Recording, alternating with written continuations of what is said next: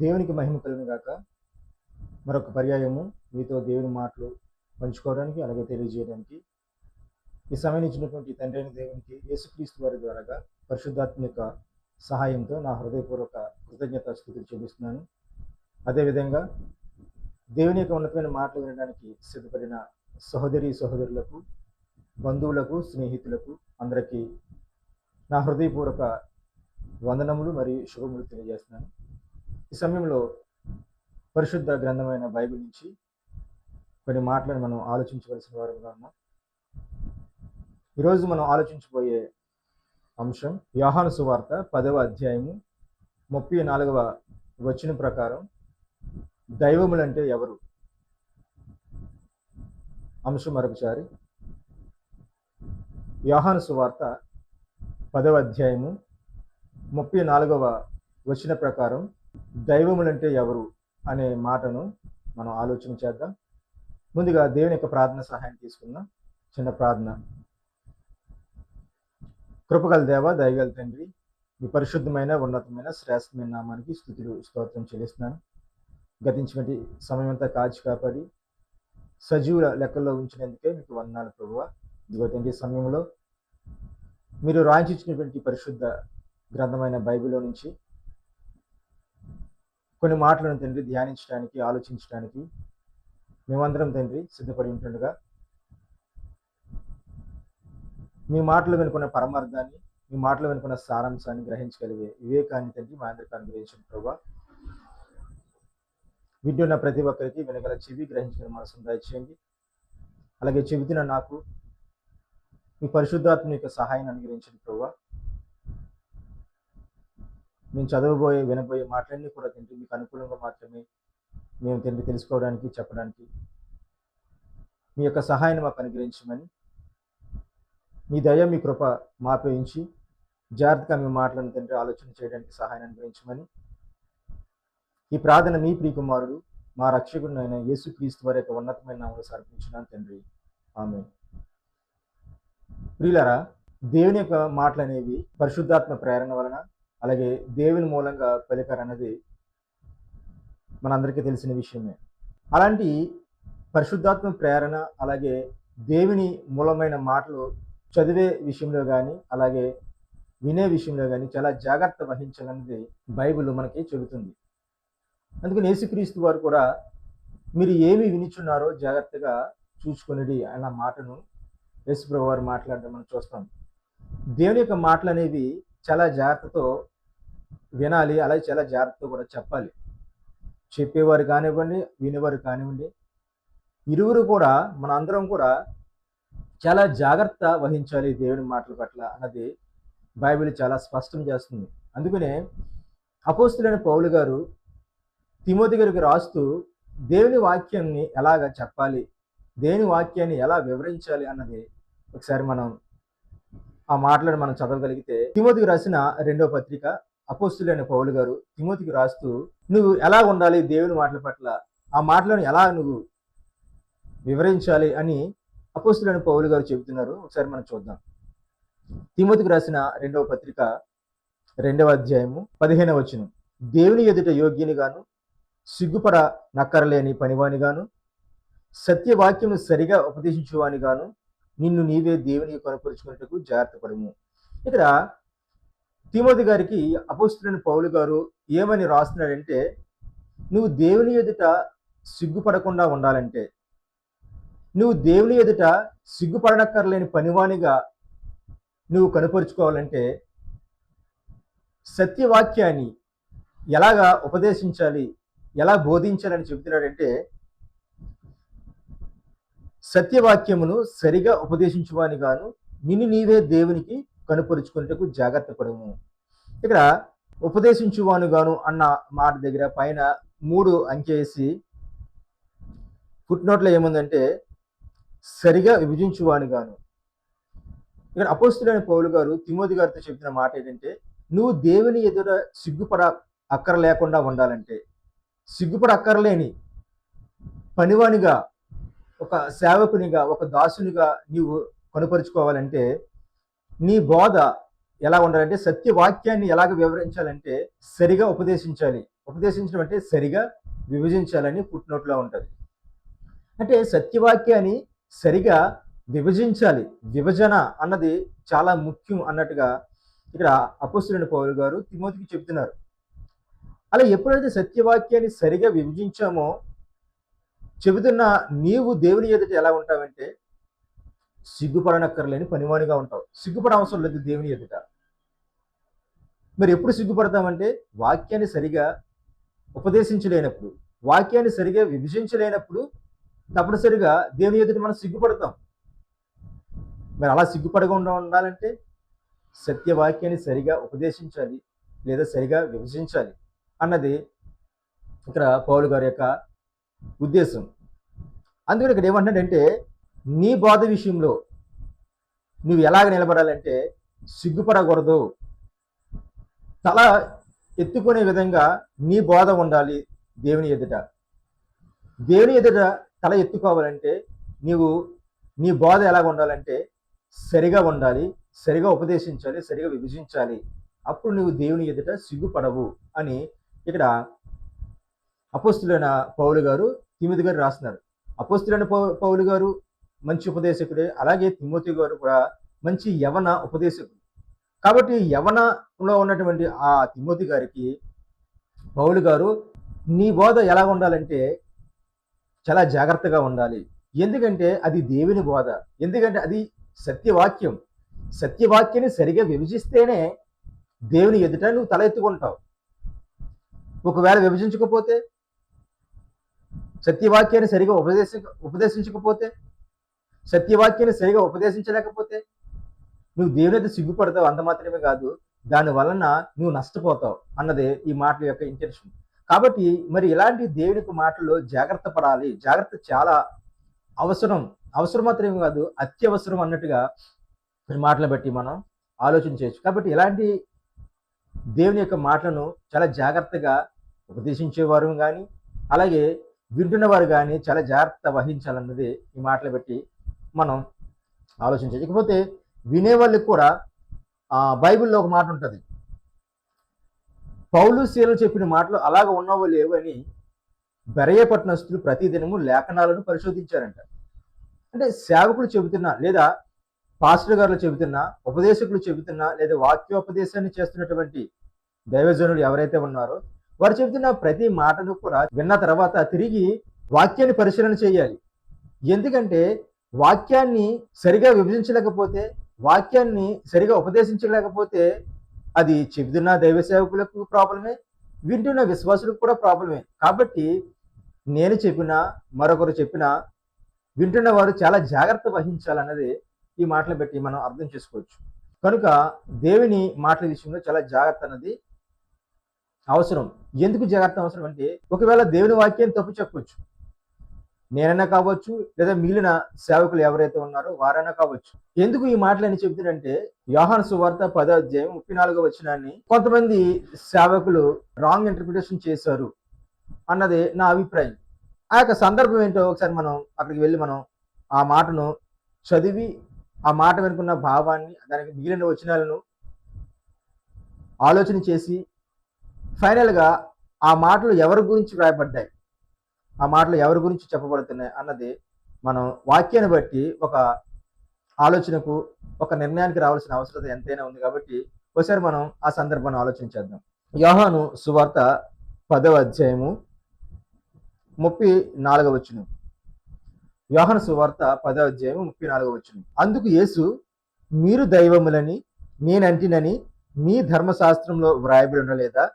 లేఖనం నిరర్ధకం కానేరదు కదా. దేవుని వాక్యం ఎవరికి వచ్చినో వారే దైవములని చెప్పిన యెడల నేను దేవుని కుమారునని చెప్పినందుకు తండ్రి ప్రతిష్ఠ చేసి ఈ లోకంలోనికి పంపిన వానితో నీవు దేవదూషణ చేయుచున్నావని చెప్పుదురా. ఇక్కడ సందర్భం అర్థం అవడం కోసం 22వ వచనంలో మనం చూసినట్లయితే, ఆలయ ప్రతిష్ఠిత పండుగ సమయంలో యేసుక్రీస్తు వారు యెరూషలేము వచ్చి దేవాలయంలోకి వస్తారు. దేవాలయంలోకి వచ్చిన యేసుక్రీస్తు వారిని అక్కడ ఉన్న యూదులు, నువ్వు ఎంతకాలం మమ్మల్ని సందేహపెడతావు, నువ్వు క్రీస్తు అయితే మాతో చెప్పుము అని అన్నప్పుడు, అవును నేను క్రీస్తుని చాలాసార్లు చెప్పాను, మీరు వినలేదు, మీరు నమ్మరు అని యేసుక్రీస్తు వారు చెప్పడం జరుగుతుంది. అలా మాట్లాడుతూ 30వ వచనంలో ఏమంటున్నారంటే, నేనును తండ్రిని ఏకమై ఉన్నామని వారితో చెప్పాను. యూదులు ఆయనను కొట్టవలని మరలా రాళ్ళు చేత పట్టుకొనగా, యేసు తండ్రి యొద్ద నుండి అనేకమైన మంచి క్రియలను మీకు చూపితిని, వాటిలో ఏ క్రియ నిమిత్తం నన్ను రాళ్లతో కొట్టుదురని వారిని అడిగాను. అందుకు యూదులు, నీవు మనుషుడివై ఉండి దేవుడని చెప్పుకొనుచున్నావు గనుక దేవదూషణ చేసినందుకే నిన్ను రాళ్లతో కొట్టుదుము గాని మంచి క్రియ చేసినందుకు కాదని ఆయనతో చెప్పాడు. అంటే యేసుక్రీస్తు వారు తండ్రి నేను ఏకమై ఉన్నామని చెప్పినప్పుడు యూదులు రాళ్ళు పైకెత్తారు.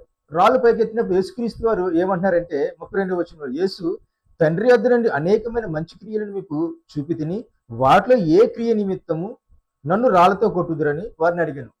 నేను ఎన్నో మంచి క్రియలు తండ్రి వద్ద మీకు చూపించాను, అందులో ఏ క్రియ నిమిత్తం నన్ను రాళ్లతో కొడతారు అని యూదులు ప్రశ్నిస్తే వారేమంటున్నారంటే 33వ వచనంలో, అందుకు యూదులు, నీవు మనుషుడివై ఉండి దేవుడిని చెప్పుకొనుచున్నావు గనుక దేవదూషణ చేసినందుకే నిన్ను రాళ్లతో కొట్టుదుము గాని మంచి క్రియ చేసినందుకు కాదని ఆయనతో చెప్పారు.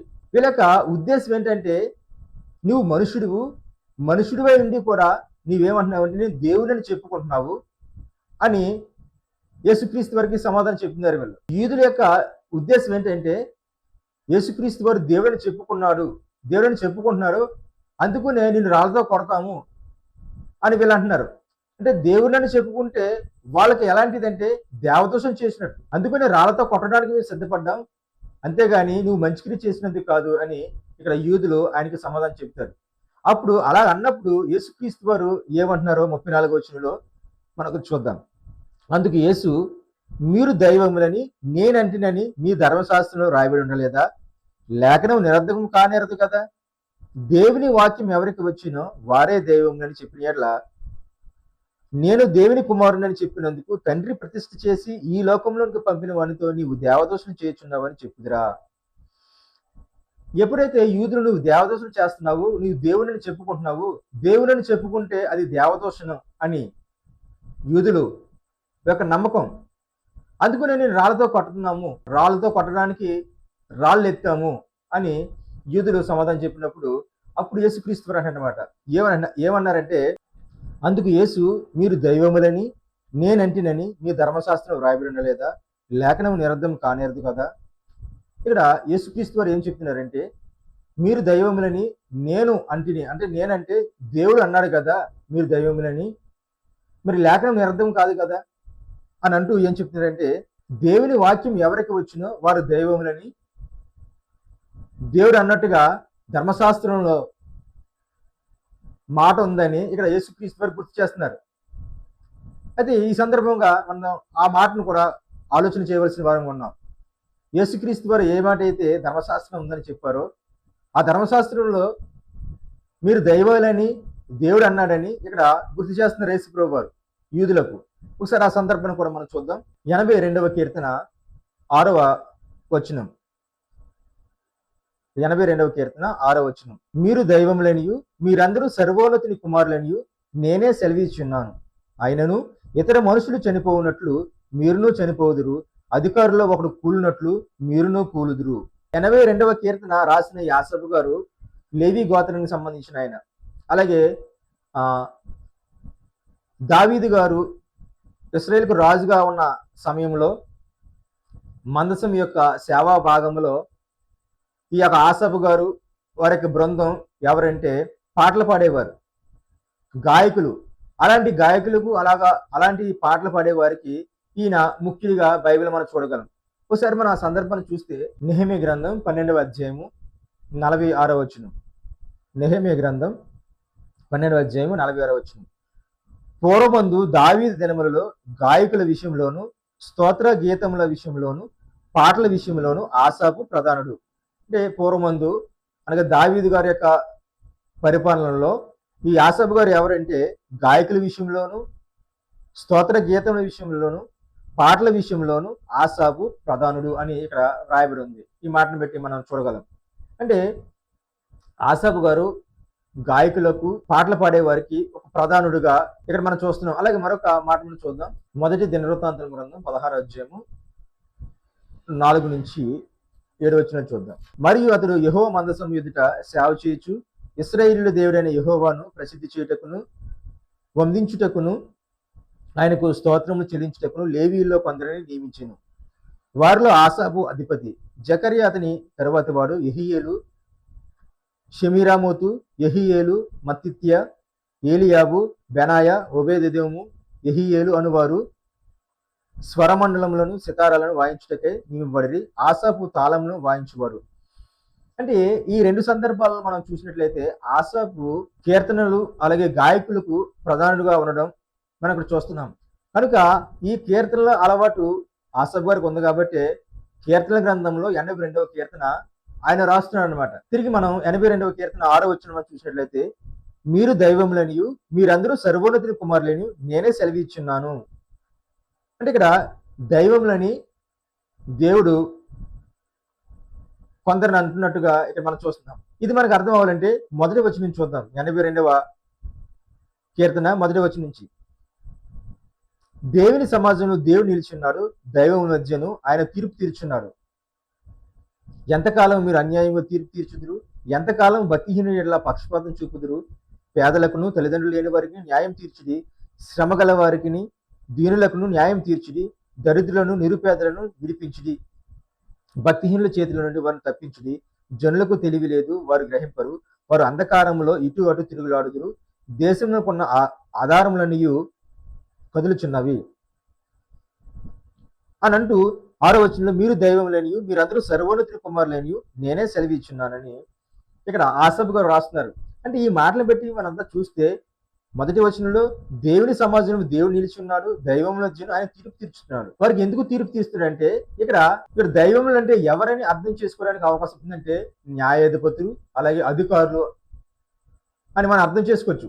ఎందుకంటే 2వ వచనంలో ఏమంటున్నాడంటే ఎంతకాలం మీరు అన్యాయంగా తీర్పు తీర్చుడు. ఇక్కడ మాట్లాడుతున్నారు అంటే దేవుడు మాట్లాడుతున్నారు. ఎవరిని ఉద్దేశించి? దైవములని ఎవరినైతే దేవుడు అన్నాడో వారిని ఉద్దేశించి. అంటే దైవములు అంటే ఎవరని ఇక్కడ మనం అర్థం చేసుకోవచ్చు అంటే ఈ మాటలను బట్టి న్యాయాధిపతులు, జడ్జెస్, అధికారులు, రూలర్స్ వీరిని ఉద్దేశించి ఇక్కడ దేవుడు మాట్లాడుతున్నారు. 2వ వచనంలో ఎంతకాలం మీరు అన్యాయంగా తీర్పు తీర్చుదురు అంటే అన్యాయంగా తీర్పు తీర్చేవారు ఎవరు? ఎందుకంటే తీర్పు తీర్చేది ఎవరంటే న్యాయాధిపతులు తీర్పు తీర్చారు, జడ్జెస్ తీర్పు తీర్స్తారు కదా. అలాగే ఎంతకాలం భక్తిహీనుల పక్షపాతం చూపుదురు, పేదలకును తల్లిదండ్రులు లేని వారికి న్యాయం తీర్చుడి, శ్రమ గల వారిని దీనులకు న్యాయం తీర్చుడి. అంటే ఈ న్యాయం తీర్చే ఈ యొక్క విభాగం, న్యాయం తీర్చేది అంతా కూడా ఎవరు చేస్తారంటే న్యాయాధిపతులు చేస్తారు, అధికారులు చేస్తారు. కనుక ఇక దైవములని ఎవరిని అనడానికి ఎక్కువ సోర్స్ ఉందంటే లేదా ఎక్కువ అవకాశం ఉందంటే న్యాయాధిపతులను, అధికారులకు అవకాశం ఉంది. ఈ సందర్భాన్ని బట్టి మనం ఆలోచన చేస్తే మరి ఎందుకు దేవుడు వీరిని ఎన్నుకున్నాడా? దేవుడు వీళ్ళని అధికారులుగా లేదా న్యాయాధిపతులుగా ఎన్నుకున్నారంటే ఎన్నుకున్నారండి. దానికి మనం అర్థం అవ్వాలంటే నిజంగా మోషే గారు మనం చూడొచ్చు. మోషే గారు నిజంగా గొప్ప సేవకుడు, గొప్ప ప్రవర్త కూడా. దేవునితో మాట్లాడే గొప్ప దైవజనుడు మోషే గారు. దేవుడు ఏదైతే చెప్పాడో అది తిరిగి ప్రజలకు చెప్పడానికి ఒక గొప్ప ప్రవర్తగా, ఒక గొప్ప సేవకుడిగా మనం మోషే గారిని చూడగలం. అందుకనే ఈ మోషే గారు రాసినటువంటి కొన్ని సందర్భాలు మనం చూసినట్లయితే ద్వితీయోపదేశకాండం అంటే న్యాయాధిపతులుగా కొందరు నియమించారు దేవుడు. కొన్ని సందర్భాలు మనం ఆలోచన చేస్తే న్యాయాధిపతులుగా కొంతమంది మనకు కనబడతారండి. దేవుడు వీరిని దైవాలుగా పిలిచాడు. దేవుని యొక్క ప్రతినిధులు కాబట్టి, దేవుడి పక్షాన న్యాయం తీర్చేవారు కాబట్టి వీరిని దేవుడు ఎన్నుకున్నాడు. అందుకనే వీళ్ళని దైవాలు అని దేవుడు మాట్లాడుతున్నాడు, వారి విషయంలో తీర్పు తీరుస్తున్నాడు. కాబట్టి మరికొన్ని సందర్భాలు మనం చూసినట్లయితే ద్వితీయోపదేశకాండం 1వ అధ్యాయం 17వ వచనం. తీర్పు తీర్చునప్పుడు అల్పుల సంగతి కానీ గనుల సంగతి కానీ పక్షపాతం లేకుండా వినవలను, న్యాయపు తీర్పు దేవునిదే. కాబట్టి మీరు మనుషుని ముఖం చూచి భయపడవద్దు, మీకు అసాధ్యమైన కఠిన వాయిద్యమును నా యొద్దకు తీసుకుని రావాలను, నేను దాన్ని విచారించేదని వారికి ఆజ్ఞాపించాను.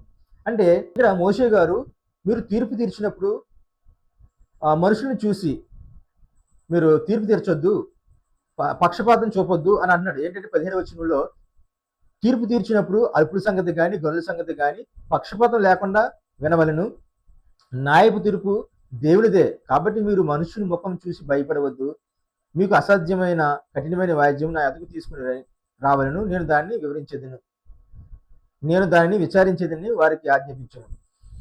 అంటే ఇక్కడ మోషే గారు కొంతమంది నాయకులను లేదా న్యాయాధిపతులను నియమించి మీరు ప్రజల పక్షాన వారికి తీర్పు తీర్చండి.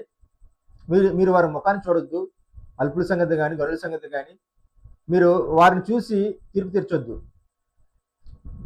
అంతిమ తీర్పు లేదా న్యాయపు తీర్పు దేవునిదే. దేవుడే న్యాయం తీరుస్తాడు. కాబట్టి మీరు మనుషుల యొక్క ముఖం చూసి భయపడొద్దని, మీకు మీకు అసాధ్యమైన తీర్పులు ఏమైనా ఉంటే అది నేను నా వద్దకు వస్తే నేను విచారించి నేను తీర్పు తీరుస్తానని ఇక్కడ మోషే గారు చెప్తున్నారు. అది మరొక మాట మనం చూద్దాం. ద్వితీయోపదేశకాండం 19వ అధ్యాయము. ఇదే ద్వితీయోపదేశకాండం 19వ అధ్యాయము 17వ వచనం. ఆ వివాదం గల ఇద్దరు మనుషులు యెహోవా సన్నిధిని అనగా ఆ కాలంలోనున్న యాజకుల ఎదుటను న్యాయాధిపతుల ఎదుటను నిలువలను. ఆ న్యాయాధిపతులు బావుగా విమర్శించిన తర్వాత వాని సాక్ష్యము అబద్ధ సాక్ష్యమే, తన సహోదరుని మీద వాడు అబద్ధం సాక్ష్యము చెప్పిన సంగతి వెల్లడైన ఎడల వాడు తన సహోదరునికి చేయ తలంచినట్లే వానికి చేయవలను. అట్లు మీ మధ్య నుండి ఆ చెడుతనమును పరిహరించుదురు. మిగిలిన వారు విని భయపడి నీ దేశము అట్టి దుష్కార్యము ఇకను చేయకుందురు. కాబట్టి ఇక్కడ ఈ సందర్భంలో మనం ఆలోచన చేస్తే ఇక్కడ యాజకులు న్యాయాధిపతులుగా ఉన్నట్టుగా మనకు చూస్తున్నాం. ఆ వివాదము గల ఇద్దరు మనుషులు యెహోవా సన్నిధిని అనగా ఆ కాలంలో ఉన్న యాజకుల ఎదుటను న్యాయాధిపతుల ఎదుటను నిలువలను.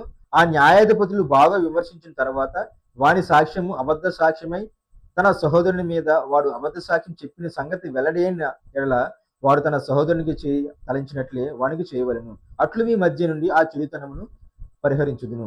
ఈ సందర్భంలో మనం చూసినట్లయితే న్యాయాధిపతులుగా యాజకులు కూడా ఉన్నట్టుగా మనం చూస్తున్నాం. అంటే దేవుడు ప్రవర్తలను, యాజకులను అలాగే రాజులను కూడా న్యాయాధిపతులుగా అధికారులుగా నియమించినట్టుగా ఈ సందర్భాన్ని బట్టి మనం చూడొచ్చు. మరొక సందర్భాన్ని చూద్దాం. 2వ దినవృత్తాంతుల గ్రంథం 19వ అధ్యాయము 6-7 వచనాలు. 2వ దినవృత్తాంతుల గ్రంథం 19వ అధ్యాయము 6-7 వచనాలు. మీరు యెహోవా నియమం బట్టియే కానీ మనుషుల నియమం బట్టి తీర్పు తీర్చవలసిన వారు కారు. ఆయన మీతో కూడా ఉండును కనుక మీరు తీర్చు తీర్పు బహు జాగ్రత్తగా చేయుడి. ఇక్కడ ఏమని చెప్తున్నారంటే మీరు యెహోవా నియమమును బట్టియే కానీ మనుషుల నియమమును బట్టి తీర్పు తీర్చవలసిన వారు కారు. ఇక్కడ సందర్భం అర్థమవడం కోసం 4వ వచనం చూద్దాం. యెహోషాపాతు యెరూషలేములో నివాసం చేయొచ్చు బేర్షెబా నుండి ఎఫ్రాయిము మన్యం వరకు జనుల మధ్యను సంచరించు వారి పితరుల దేవుడైన యెహోవా వైపునకు వారిని మళ్లించెను. మరియు అతడు ఆయా పట్టణములలో అనగా దేశమందు యోధా వారున్న బురుజులు గల పట్టణములన్నింటిలో న్యాయాధిపతులను నిర్ణయించి వారికి ఎలాగనో ఆజ్ఞాపించింది. యెహోషాపాతు అంటే యోధా రాజు అన్నమాట. ఈయన కొందరు న్యాయాధిపతులను నియమించినట్టుగా వారికి కొన్ని ఆజ్ఞలు ఇచ్చినట్టుగా మనం చూస్తున్నాం. మీరు యెహోవా నియమం బట్టియే గాని మనుషుల నియమం బట్టి తీర్పు తీర్చవలసిన వారు కారు. అంటే తీర్పు తీర్చడం అన్నది ఎవరి నియమం అంటే యెహోవా నియమం. యెహోవాని బట్టే ఈ తీర్పు అని, ఈ న్యాయం అని ఇవన్నీ ఉన్నాయి. ఇవన్నీ కూడా దేవుని యొక్క పనులు. కాబట్టి దేవుని నియమాన్ని బట్టి మీరు తీర్పు తీర్చాలి అని న్యాయాధిపతులను కొంతమంది నియమించినట్లుగా యెహోషాపాతు ఇక్కడ మనం చూస్తున్నాం. 19:6 మళ్ళీ చదువుతున్నాను. మీరు యెహోవా నియమం బట్టియే గాని మనుషుల నియమం బట్టి తీర్పు తీర్చవలసిన వారు కారు. ఆయన మీతో కూడా ఉండును కనుక మీరు తీర్చు తీర్పు బహు జాగ్రత్తగా చేయుడి. యెహోవా భయం మీ మీద ఉండును గాక. హెచ్చరికగా నుండి తీర్పు తీర్చుడి. మన దేవుడైన యెహోవా యందు దౌష్ట్యం లేదు. ఆయన పక్షపాతి కాడు, లంచం పుచ్చుకునేవాడు కాడు. మరియు తాను యెరూషలేమునకు వచ్చినప్పుడు యెహోవా నిర్ణయించిన న్యాయమును జరిగించుటకును సందేహాంశములను పరిశీలించుటకును యెహోషాపాతు లేవీయులలో యాజకులలోను ఇశ్రాయేలు పితరుల ఎండ్ల పెద్దలను కొందరు నియమించెను.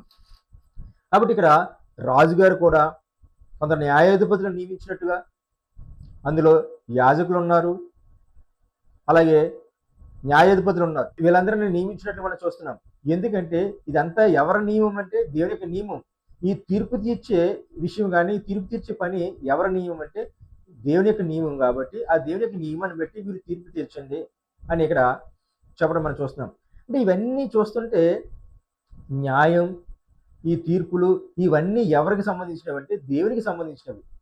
కనుక ఇవన్నీ కూడా దేవుని యొక్క నియమాన్ని బట్టి ఆనాటి ప్రజలను పరిపాలించిన వారిలో రాజులు, యాజకులు, ప్రవర్తలు, అలాగే న్యాయాధిపతులు, అధికారులు ఉన్నట్టుగా ఈ మాటను బట్టి మనం చూస్తాం. అయితే ఇక్కడ ఒక సందేహం మీకు రావచ్చు. ఏంటంటే ఇవన్నీ దేవుడు నియమించారని డైరెక్ట్గా ఎక్కడ సందర్భం లేదు కదా. మోషే గారు నియమించినట్టుగా ఉంది, అలాగే రాజులు నియమించినట్టుగా ఉంది, యాజకులు నియమబడిన వారుగా ఉన్నారు. డైరెక్ట్ గా దేవుడు నియమించడం లేదు కదా అనే ఒక సందేహం మీకు రావచ్చు. వీళ్ళారా మనం ఒక విషయం అర్థం చేసుకోవాలి. డైరెక్ట్ గా ఉన్నా ఇండైరెక్ట్ గా ఉన్నా అవి దేవుడు రాయించిన మాటలు కాబట్టి ఆ సందర్భాన్ని బట్టి తప్పనిసరిగా అక్కడ అర్థం సారం ఏమైతే ఉందో ఆ సారాన్ని మనం తీసుకోవాలి. డైరెక్ట్ గా వ్రాయబడితేనే తీసుకుంటామంటే అది ఎలా కుదురుతుంది? ఒకవేళ మీరు ఆ ఆలోచనతో ఉంటే డైరెక్ట్ గా దేవుడు నియమిస్తున్నట్టుగా ఉన్న సందర్భాలు కూడా లేకపోలేదండి.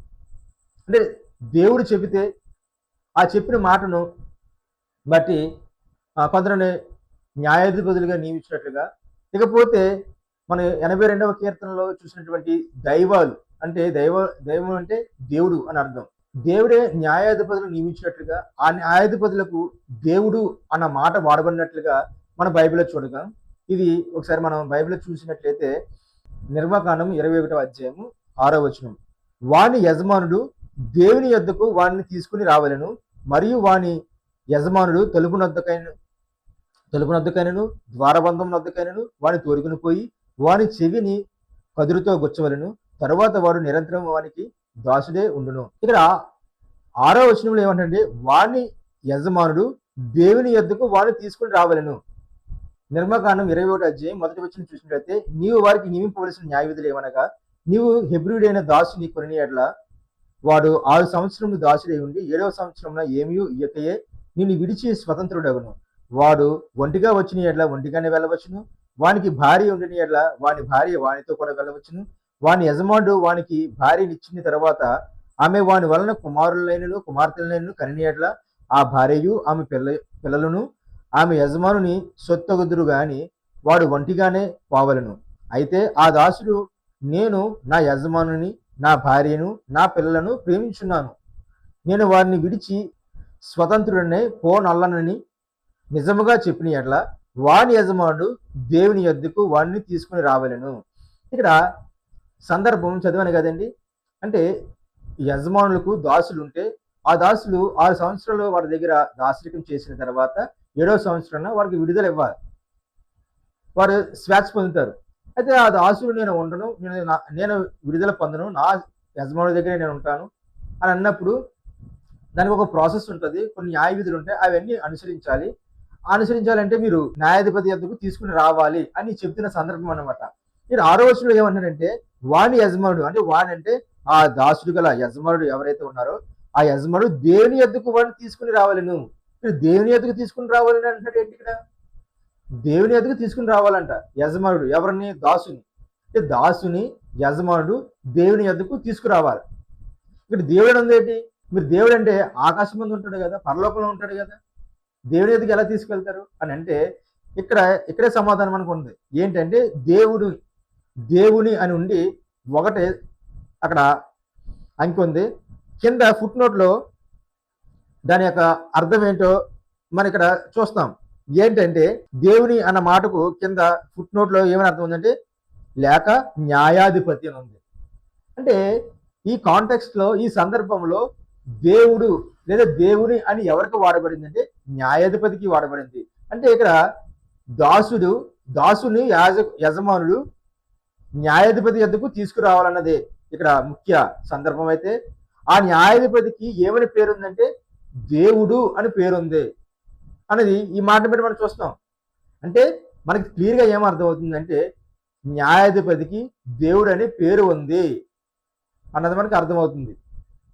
న్యాయాధిపతికి దైవము అనే పేరు ఉంది అన్నది మనకు అర్థమవుతుంది క్లియర్గా. అలాగే మరొక మాటను చూద్దాం. ఇదే నిర్మాకాండం 22వ అధ్యాయము 9వ వచనం. నిర్మాకాండము 22వ అధ్యాయము 9వ వచనం. ప్రతి విధమైన దురోహమును గూర్చి అనగా ఎద్దును గూర్చి, గాడిదను గూర్చి, గొర్రెను గూర్చి, బట్టను గూర్చి పోయిన దానినొకడు చూచి ఇది నాదని చెప్పిన దాని గురించి ఆ ఇద్దరి వ్యాజ్యము దేవుని యొద్దకు తేబడవలను.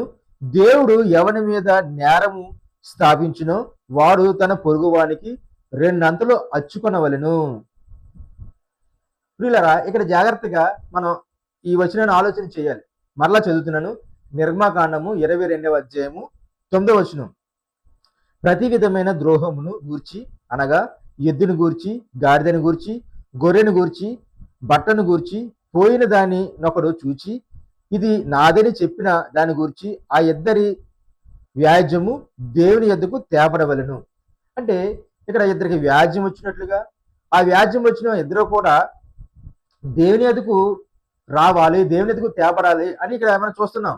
9వ వచనము చివరి మాటలో ఆ ఇద్దరి వ్యాజ్యము దేవుని యొద్దకు తేబడవలను. ఇద్దరి వ్యాజ్యం దేవుని యొద్దకు తేబడాలంట. ఇక్కడ దేవుడని ఉంది. దేవుడు అంటే ఎవరు? ఎందుకు ఇక్కడ దేవుని యొద్దకు అన్నది ఇక్కడ ఒకటేసి ఫుట్ నోట్లో ఏమైనా ఉందంటే న్యాయాధిపతుల యొద్దకు. ఇక్కడ మళ్ళీ ఒకలనే కాదు, న్యాయాధిపతులు ఉన్నారు.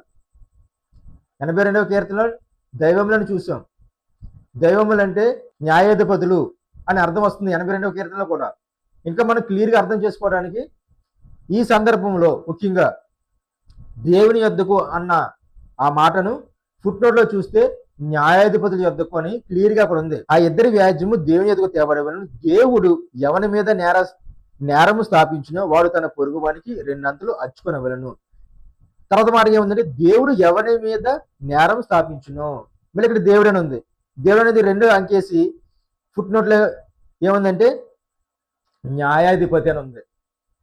న్యాయాధిపతులు అని ఇక్కడ ఉంది, అలాగే ఇక్కడ న్యాయాధిపతులు ఉంది. ఈ సందర్భాలన్నీ మనం ఓవరాల్గా మనం ఆలోచన చేస్తుంటే న్యాయాధిపతులు అంటే దైవములని, న్యాయాధిపతులు అంటే దేవుడు అని ఈ సందర్భాలు పెట్టి మనం అర్థం చేసుకోవాలి. దేవుడు అంటే న్యాయాధిపతులు, దేవుడు అంటే న్యాయాధిపతి అని ఈ యొక్క 2 సందర్భాలు పెట్టి మనం ఆలోచన చేయొచ్చు. అంటే దైవములు అని మాట కానీ లేదా దేవుడు అనే మాట కానీ న్యాయాధిపతులకు పెట్టిన మాట, న్యాయాధిపతులకు వర్తించే మాట దేవుడు అనే మాట కానీ దైవములు అనే మాట కానీ అని దీన్ని బట్టి మనం అర్థం చేసుకోవచ్చు. అలాగే మరొక మాటను తీసుకుని ముందుకు వెళ్దాం.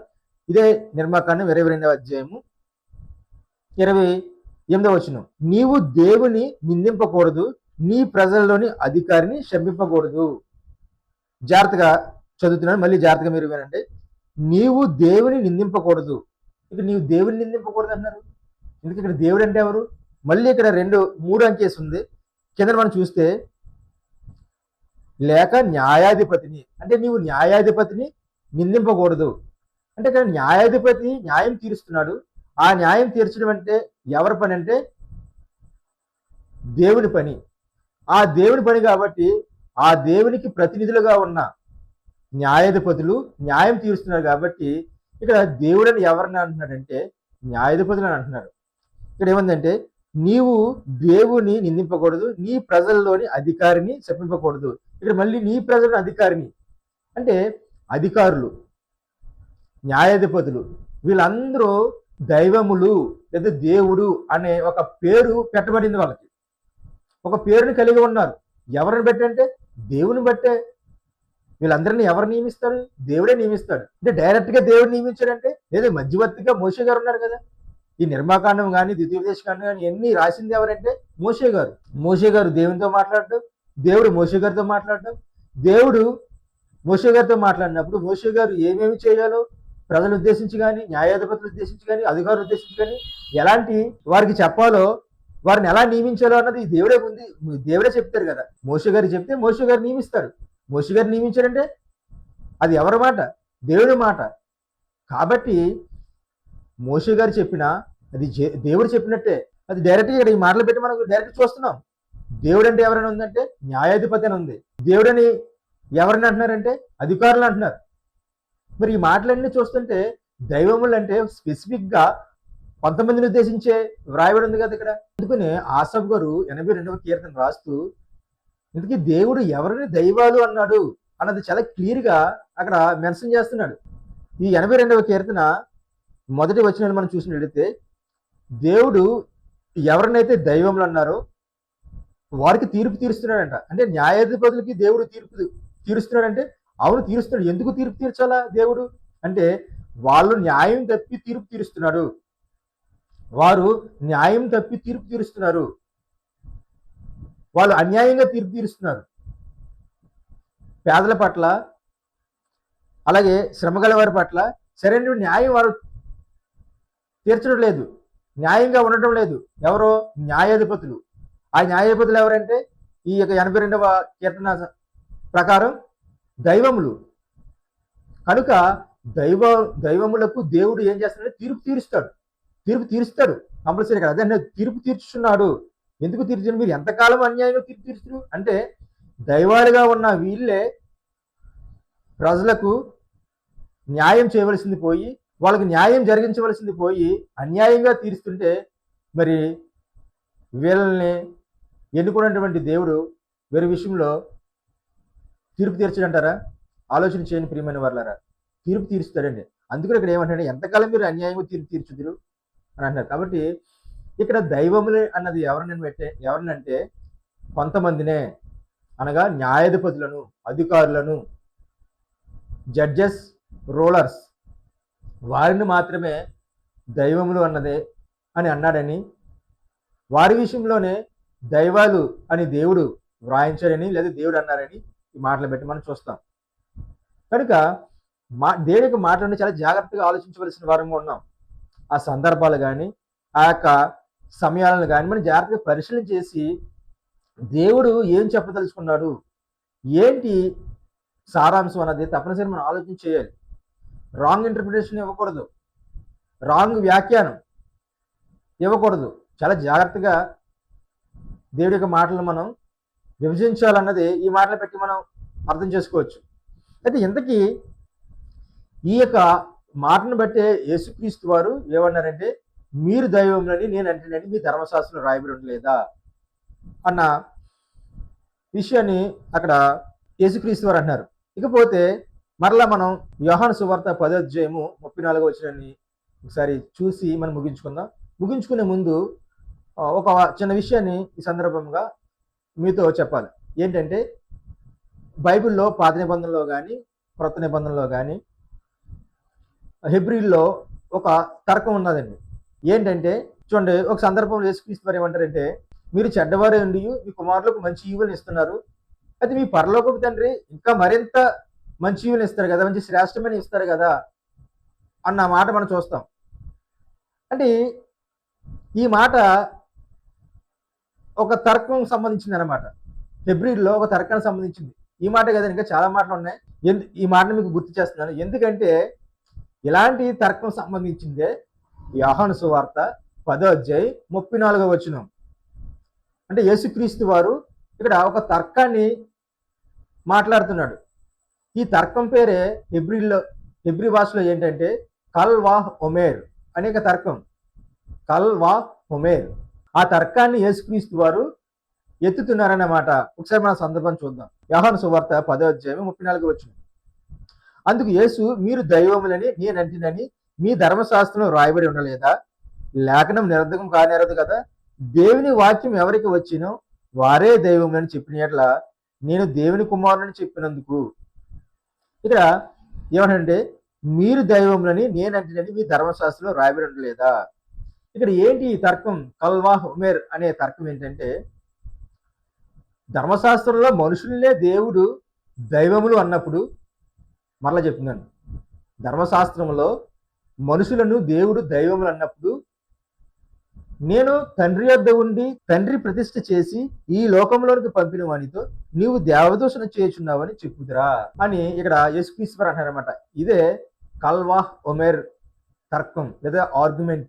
కాబట్టి స్పెసిఫిక్గా ఈ సందర్భాలన్నింటినీ మనం ఆలోచన చేస్తే, ఇంతవరకు మనం ఏమైతే ఆలోచన చేసామో అవన్నీ కూడా మీరు దైవములని నేనంటేనని ఎవరిని అన్నారంటే దేవుడు కొంతమందిని న్యాయాధిపతులను, అధికారులను అన్నారు అని 82వ కీర్తన 6వ వచనాన్ని బట్టి కానీ, అలాగే 82వ కీర్తన 1వ వచనాన్ని బట్టి కానీ మనం అర్థం చేసుకోవచ్చు. అంత మాత్రమే కాదు, ఇంకా మనం పాత నిబంధన గ్రంథంలో నిర్మాకాండంలో చూసాం. నిర్మాకాండంలో చాలా వచనాలు చూసాం. దేవుడు అంటే న్యాయాధిపతి, దేవుడు అంటే న్యాయాధిపతులు, దేవుడు అంటే అధికారులు అన్న సందర్భాలు మనం చూసాం. అంటే వారికి దేవుడు అనే ఒక పేరు ఇవ్వబడింది, పేరు పెట్టబడింది. ఎందుకంటే వారు న్యాయాధిపతులు కాబట్టి. ఆ న్యాయం ఎవరి పక్షాన అంటే దేవుడి పక్షాన కాబట్టి, దేవుడి పక్షాన వీళ్ళు తీరుస్తున్నారు కాబట్టి వారికి దేవుడు అనే పేరు ఇవ్వబడింది అన్న సందర్భాలన్నీ మనం చూసాం. వీటన్నిటిని బట్టి చూస్తే ఇక్కడ యోహాను సువార్త 10వ అధ్యాయము 34వ వచనంలో వ్రాయబడిన సందర్భం ఏంటంటే, దైవములని ఎవరిని అన్నారంటే కొంతమందిని మాత్రమే. ఆ కొంతమంది ఎవరంటే న్యాయాధిపతులు, అధికారులు అన్నదే దీన్ని బట్టి అర్థం చేసుకోవచ్చు. కాబట్టి ఈ మాటలను మనం చదువుతున్నప్పుడు కానీ వింటున్నప్పుడు కానీ అర్థం ఏమేమి ఉంది అన్నది తప్పనిసరిగా మనం ఆలోచన చేయాలి. కొంతమంది అనే మాట ఏంటంటే, మరి యేసుక్రీస్తు వారు దేవునికి కుమారుడు అయినప్పుడు మనము కూడా దేవుని కుమారులమే కదా, కాబట్టి మనము దైవాలమే అని చాలా సింపుల్గా చెప్పేస్తున్నారు. వీళ్ళారా, దయచేసి అర్థం చేసుకోండి, ఆలోచించండి. యేసుక్రీస్తు వారి యొక్క కుమారత్వం వేరు, మనుషులుగా మన కుమారత్వం వేరు. దేవుని విషయంలో యేసుక్రీస్తు వారి కుమారత్వానికి మన కుమారత్వానికి ఆకాశానికి భూమికి ఎంత దూరం ఉందో, ఎంత వ్యత్యాసం ఉందో అంత వ్యత్యాసం ఉందండి. మనం యేసుక్రీస్తు వారి కుమారత్వానికి మన కుమారత్వం యాడ్ చేసుకుంటే ఎలా కుదురుతుంది? అది కరెక్ట్ కాదండి, అది రాంగ్. యేసుక్రీస్తు వారి కుమారత్వం వేరు, మన కుమారత్వం వేరు.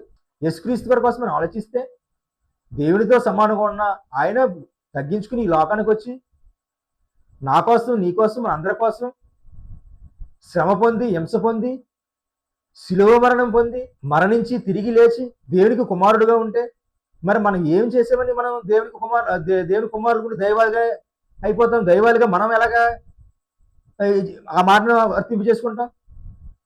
మనం ఎలాగా ఆ మాటను వర్తింపు చేసుకుని దైవాలు కానీ? లేదండి, ఇది మనం చాలా తప్పుగా అర్థం చేసుకున్నాం. ఈ మాట విషయంలో ముఖ్యంగా ఈ యోహాను సువార్త 10వ అధ్యాయం 34వ సందర్భాల విషయంలో చాలా మంది చాలా రాంగ్ గా వ్యాఖ్యానించారు. కాబట్టి మన కుమారత్వానికి, యేసుక్రీస్తు కుమారత్వానికి ముడిపెట్టకూడదండి. ఆయన కుమారత్వం ఎంత గొప్పది, ఎంత ఉన్నతమైనది. మనం దేవుని కుమారులమే కాదని ఎవరంటున్నారు? మనం దేవుని కుమారులమే. దేవుని కుమారులంతా అయినంత మాత్రాన యేసుక్రీస్తు వారి లెక్క మనకి ఎలా వస్తుంది? కాబట్టి చాలా జాగ్రత్తగా ఆలోచన చేయాలి. కొన్ని అర్థాలు ఉన్నాయి, కొన్ని సందర్భాలు ఉన్నాయి. అవి ఎలా అర్థం చేసుకోవాలో, దాన్ని ఎలాగా మనం వివరించాలన్నది 1-2 సార్లు చెక్ చేసుకోవాలి. 1-2 సార్లు మనం ఆలోచన చేయాలి. ఇందులో తప్పేముంది? దిద్దుబాటు అన్నది తప్పు కాదు. దిద్దుబాటు అసహ్యించుకుంటే ఎలా కుదురుతుంది? దిద్దుబాటు అసహ్యం కాదు కదా, దిద్దుబాటు చేసుకుంటే చాలా మంచిది. అది ఒకప్పుడు మనం ఒకలాగా విన్నాం, లేదా ఒకలాగా చెప్పాం. అది మరింత బాగా వాక్యాన్ని అర్థం చేసుకుంటే, చదివితే, పరిశీలిస్తే అవును కదా, ఇది ఈ విధంగా ఆలోచించాలి, ఈ విధంగా ఆలోచించాలి అన్నప్పుడు దాన్ని కరెక్ట్ చేసుకోవడంలో తప్పేముంది? కరెక్షన్ చేసుకోవడంలో చాలా అది మంచి అభిప్రాయం, మంచి ఉద్దేశమే కదా. తప్పు దిద్దుకోవడం అసహ్యం అనుకుంటే ఎలా కుదురుతుంది? మనం ఎన్నో తప్పులు చేస్తుంటాం, దేవుని యొక్క క్షమాపణ వేరుకుంటాం సహజంగా మానవరీత్యా. మరి అలాంటిది వాక్య విషయంలో ఒకవేళ తప్పుగా చెబితే అది నేను కానీ, మీరు కానీ, మరెవరైనా కానివ్వండి, తప్పనిసరిగా అది నిజమైనప్పుడు, ఒకవేళ మనకు తెలిసినప్పుడు, దేవుడు మనకు అది బయలుపరిచినప్పుడు, సేవకుల ద్వారా, మీలాంటి వారి ద్వారా, సేవకుల ద్వారాగాను వాక్యాన్ని చదివినప్పుడు, అర్థం చేసుకున్నప్పుడు, విన్నప్పుడు, తిరిగి మనం చదివినప్పుడు, పరిశీలించినప్పుడు, మనం ఒకప్పుడు ఎలా అర్థం చేసుకున్నాం, కానీ ఇది అర్థం, ఇది ఇంకా చాలా బెటర్గా ఉంది, ఇది ఇంకా చాలా ఉన్నతంగా ఉంది, ఈ విధంగా ఆలోచించాలని ఎందుకు మనం కరెక్షన్ చేసుకోకూడదు? తప్పనిసరిగా మన తప్పును దిద్దుకోవాలండి. తప్పు దిద్దుకుంటే కనికరింపబడతామని ఉంటుందండి, మనం కనికరింపబడతాం. కాబట్టి తప్పనిసరిగా దేవుడి మాటలను మనం చాలా జాగ్రత్తగా చదవాలి, చాలా జాగ్రత్తగా చెప్పాలి. అలా చెబితే నాకు, మీకు, మనందరికీ మంచిది. కాబట్టి దేవుడి వాక్య విషయంలో సేవకులు కానీ, విశ్వాసులు కానీ, పరిచారకులు కానీ, సువార్థికులు కానీ అందరూ సమానమే. వాక్యం ఇలా మనం అర్థం చేసుకుని వాటి ప్రకారంగా జీవించాలి. 10 మందికి ఆ మాటలు చెప్పాలి. వారిని జీవింపజేసే విధంగా మనం ఒక మాదిరికరంగా ఉండాలి, దేవుని మాటలు చెప్పాలి. అలా చెప్పి వాళ్ళని రక్షించి దేవుని ఎదుట మనం సంపూర్ణంగా నేను, మీరు, మనం అందరూ ఉండి దేవునికి ఇష్టమైన వారిగా జీవించాలని ఈ మాటలు ప్రేమతో మీకు తెలియజేయడం జరిగింది. కాబట్టి అన్యథగా భావించుకోండి, నన్ను తప్పుగా అర్థం చేసుకోకండి. నేను ఏమన్నా తప్పుగా మాట్లాడుంటే నన్ను క్షమించండి. అలాగే దేవుని ఎదుట మనందరం క్షమాపణ వేడుకొని దేవునికి అనుకూలమైనటువంటి జీవితాన్ని, ప్రవర్తనను కలిగి ఉండాలని కోరుకుంటూ ఈ నా మాటలు ముగిస్తున్నాను. చిన్న ప్రార్థన చేసుకుందాం. కృపగల దేవ, దయగల తండ్రి, ఇక కొద్ది నిమిషాలు ప్రభా మీ మాటలు తండ్రి చదివి ఆలోచించి ధ్యానించాం ప్రభా. కానీ మీ మాటలు ఎంతో ఉన్నతమైనవి, ఎంతో జ్ఞానవంతమైనవి, ఎంతో శక్తివంతమైనవి ప్రభా. అలాంటి మీ మాటలు ప్రభా ఎంతో జాగ్రత్తతో బోధించాలని, ఎంతో జాగ్రత్తగా ఉపదేశించాలని, విభజించాలని ఈ మాటలు తెలియపరుస్తున్నాయి ప్రభా. అలా కొన్ని కొన్ని మాటల విషయంలో తండ్రి కొన్ని వాక్య సందర్భాల విషయంలో మేము విని చెప్పిన విషయాల్లో కొన్ని రాంగ్గా తండ్రి మేము విని ఉన్నాం ప్రభా. కనుక ఏవైతే తండ్రి మేము రాంగ్గా చెప్పామో విన్నామో వాటిని మేము సరి చేసుకుని మంచి మనసును తండ్రి మాకు దయచేయండి ప్రభా. మేము జాగ్రత్తగా మీ మాటలు తండ్రి చదవడానికి, పరిశీలించడానికి, పరిశోధించడానికి మంచి మనసును మాకు దయచేయండి ప్రభా. విన్న ఈ మాటలన్నీ కూడా తండ్రి ప్రతి ఒక్కరు మంచి మనసుతో తండ్రి ఆలోచన చేసి మీకు ఇష్టమైన వారుగా బ్రతకడానికి, మీకు ఇష్టమైన వారికి జీవించడానికి మంచి మనసును దయచేయండి ప్రభా. అలాగే నేను చెప్పిన మాటలో తండ్రి తప్పులు పొరపాట్లు ఉంటే దయచేసి నన్ను క్షమించండి ప్రభా. నా వయసుకి మించి మాట్లాడుంటే నన్ను క్షమించండి ప్రభు, కనికరించండి ప్రభా. మరింత జ్ఞానాన్ని, వివేకాన్ని నాకు అనుగ్రహించి జాగ్రత్తగా మీ మాటలు చెప్పడానికి, చెప్పిన వాటి ప్రకారంగా జీవించడానికి, నడుచుకోవడానికి మంచి మనసును, బుద్ధిని నాకు అనుగ్రహించండి ప్రభా. అలాగే మాటలు విన్న ప్రతి ఒక్కరిని జ్ఞాపకించుకుని ప్రభా. ఎవరికైతే తండ్రి శరీర బలహీనత ఉన్నాయో తండ్రి ఆ బాధ నుంచి విడిపించండి అయ్యా, స్వస్థపరచండి, ప్రభు చూపించండి, ఉత్సాహంగా ఇచ్చండి ప్రభా. అలాగే విన్న ప్రతి మాటను జాగ్రత్తగా అర్థం చేసుకుని గ్రహించి వాక్యానుసారంగా నడుచుకోవడానికి, వాక్యాన్ని అర్థం చేసుకుని బ్రతకడానికి, వాక్యాన్ని అర్థం చేసుకుని వాక్య ప్రకారం జీవించడం మనసు దయచేయమని ఈ ప్రార్థన మీ ప్రియ కుమారుడు మా రక్షకుడు అయిన యేసుక్రీస్తు వారి ఉన్నతమైన నామములో సమర్పించడానికి తండ్రి, ఆమేన్. అందరికీ వందనములండి. ఇంతవరకు చెప్పిన ఈ మాటలు మీకు అర్థమై వాక్యానుసారంగా ఉంటే, అలాగే ఈ మాటలు మరొకరికి పంపించి వారు కూడా మంచిగా అర్థం చేసుకుని దేవుని కొరకు జీవించేవారుగా ఉండాలంటే తప్పనిసరిగా మీకు తెలిసిన వారికి పంపించండి. తద్వారా వారిని కూడా సత్య మార్గంలో నడిపించడానికి, సత్యాన్ని తెలియజేయడానికి ఇది మంచి అవకాశం. కాబట్టి సత్య మార్గంలో నడిపించడానికి మీ వంతు సహాయంగా ఈ యొక్క వర్తమానాన్ని ఇతరులకు, మీకు తెలిసిన వారికి పంపించవలసిందిగా తెలియజేస్తూ ఈ మాటలు ముగిస్తున్నాను.